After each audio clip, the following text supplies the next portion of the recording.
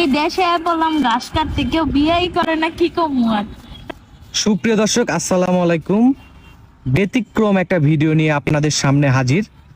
আজ আমরা সেই ভাইরাল আপুটির সাথে কথা বলবো, যার নাম সিনথিয়া, গ্রামের বাড়ি বরিশাল কুয়াকাটা। আসসালামু আলাইকুম আপু। ওয়ালাইকুম আসসালাম ভাইয়া। কেমন আছেন? এই তো আলহামদুলিল্লাহ। আপু, আপনার নাম কি? সিনথিয়া। সিনথিয়া, আপনার সম্পর্কে মোটামুটি আমাদের সব দর্শকই জানে, তাও আবার নতুন করে আমরা শুনতে চাই। কোনো সমস্যা আছে? না না ভাইয়া। আচ্ছা, আপনার নাম কি? সিনথিয়া। গ্রামের বাড়ি কোথায়? বরিশাল কুয়াকাটা। বরিশাল কুয়াকাটা। আপনার পরিবারে কে কে আছে? আমার পরিবারে কেউই নাই ভাইয়া। পরিবারে কেউই নাই? না। যদি একটু ভেঙে বলতেন। আসলে ছোটবেলা থাকতে আমার আব্বু আম্মু আলাদা হয়ে গেছে। ওরা দুজন দুজনের মতো বিয়ে করছে, তো এরপরে আর বলতে তারা আমার সাথে যোগাযোগ রাখে না। আমিও করার চেষ্টা করছি, তো তারা আমার সাথে সম্পর্ক রাখতে চায় না। সম্পর্ক রাখতে চায় না? তাহলে আপনি বড় হয়েছেন কিভাবে, একটু যদি ভেঙে বলতেন। আমি আমার নানির কাছে অনেক কষ্টে বড় হয়েছি। তো আমার নানি গত 1 মাস আগে মারা গেছে। তো এখন বলতে আপাতত এখন আমার খালা ছাড়া কেউ নেই। এখন কোন রকম আছি, তাও সব খালা। আচ্ছা, এর আগে তো আপনি অনেক ভিডিও করেছেন, তাই না সিনথিয়া? জি তো হ্যাঁ। কোনো ভিডিও থেকে কি আপনি সাড়া পাননি?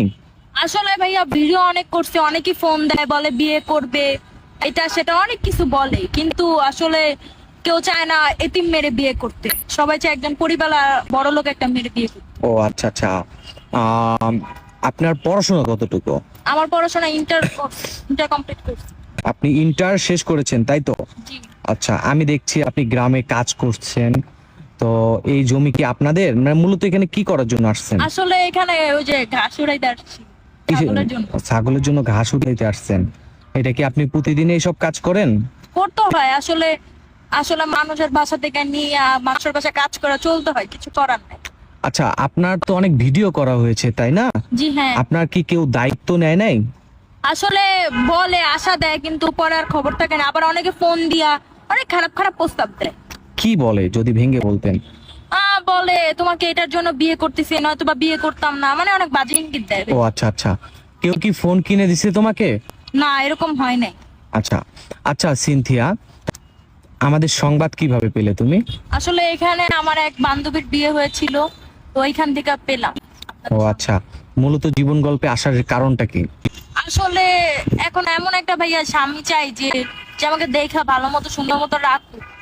এত শিক্ষিত হওয়ার পর একটা চাকরিও ভাইয়া পায় না খারাপ প্রস্তাবের জন্য। ও, মানুষ শুধু আজে বাজে প্রস্তাব দেয়, তাই তো? জি হ্যাঁ। মাশাআল্লাহ, আপনার পড়াশোনা তো অনেক ভালো।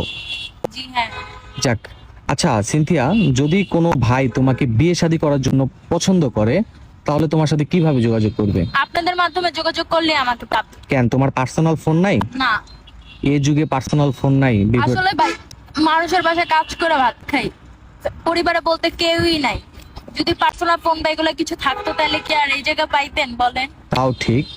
সুপ্রিয় দর্শক, খুব অসহায় মেয়েটি, যার আর্তনাদ আপনারাও শুনছেন। খুব তাড়াতাড়ি কারো জীবন গল্প শেষ করা যায় না, আমরা যতটুকু চেষ্টা করি যে একটা মেয়ের জীবন গল্প তুলে ধরার।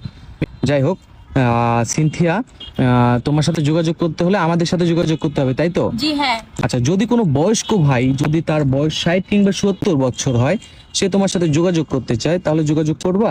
হ্যাঁ অবশ্যই, আমার তাতেও কোনো আপত্তি নাই। কোনো আপত্তি নাই? না, 60-70 বছর হইলো, তার বিয়ে হয়ে থাকলো বা তার স্ত্রী